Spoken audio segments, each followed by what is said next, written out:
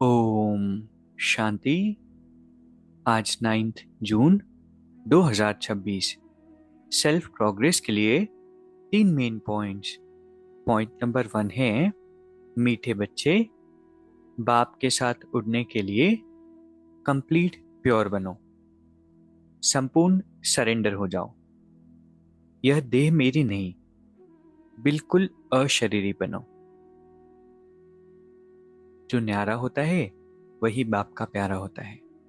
योग नहीं लगने का एक मुख्य कारण ये भी होता है कि हम दुनिया के विचारों में बहुत ज़्यादा होते हैं, ओवर थिंक कर रहे होते हैं, सिचुएशन को बार बार सोच रहे होते हैं, किसी की नेगेटिविटी को बार बार सोच रहे होते हैं।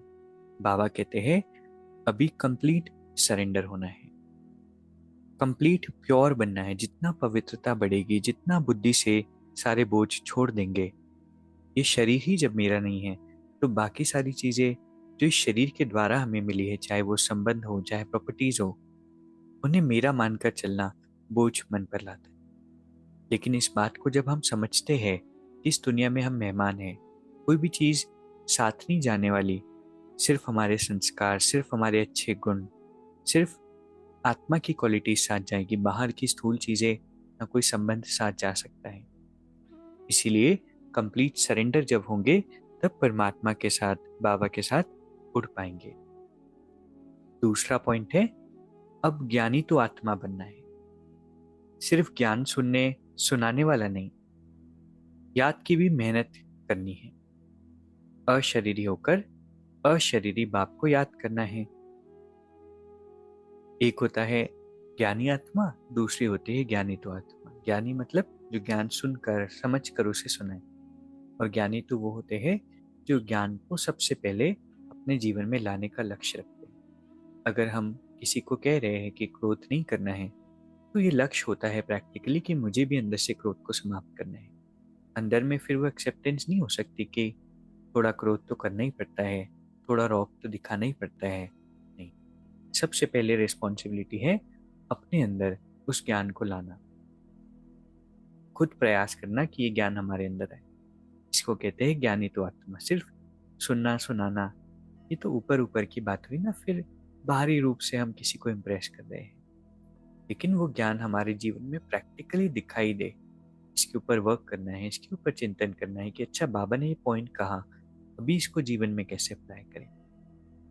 तीसरा पॉइंट है मैं के बजाय बाबा बाबा कहना, यही याद का प्रूफ है। कभी कभी हम ऐसे कहते हैं ना, मैं तो ऐसा करता हूँ, मैं तो ऐसा करता ही नहीं हूँ, मैं तो ऐसा सोचता हूँ, मैं तो ऐसा हूँ, मेरी थिंकिंग तो ऐसी है। तो मैं शब्द बहुत आता है। इसका मतलब क्या है? अगर सूक्ष्मता से चेक करें तो वो अभिमान है। लेकिन जब हम याद परमात्मा को करते हैं तो वो मैं रिप्लेस होता है बाबा से। फिर हर बात में बाबा ऐसे कहते हैं, बाबा ने ये कहा, बाबा ने मुझे परिवर्तन होने के लिए कहा, तो बाबा आएगा। तो ये प्रूफ हुआ याद का। तो जब मैं करता है, इसका मतलब याद में कुछ कमी है कि मेरा तो सोचना ऐसा है, मेरा तो करना ऐसा है, मेरी थिंकिंग ऐसी है, मैं तो कभी किसी को दुख नहीं देता। तो मैं आ जाता है। आज की 3 सुंदर शिक्षाएं हैं। पहला, बाप के साथ उड़ने के लिए कंप्लीट प्योर बनना है, संपूर्ण सरेंडर होना है, देह भी मेरी नहीं, बिल्कुल अशरीरी बन जाना है, सब कुछ भूल जाना है। दूसरा, ज्ञानी तो आत्मा बनना है, सिर्फ ज्ञान सुनने और सुनाने वाले नहीं। तीसरा, मैं के बजाय बाबा बाबा कहना, यही याद का प्रूफ है। अभी 1 मिनट हम मेडिटेट करेंगे। मैं परम पवित्र आत्मा हूँ। सारी चिंताएं, सारी मन की गहरी बातें बाबा को सरेंडर करती हूँ।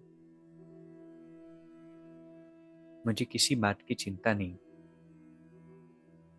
बाबा है ना, संभाल रहे हैं।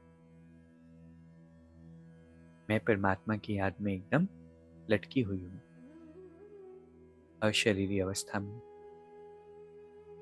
और कुछ दिखाई नहीं देता और कुछ सुनाई नहीं आता। बस बाबा बाबा। और बाबा का सानिध्य।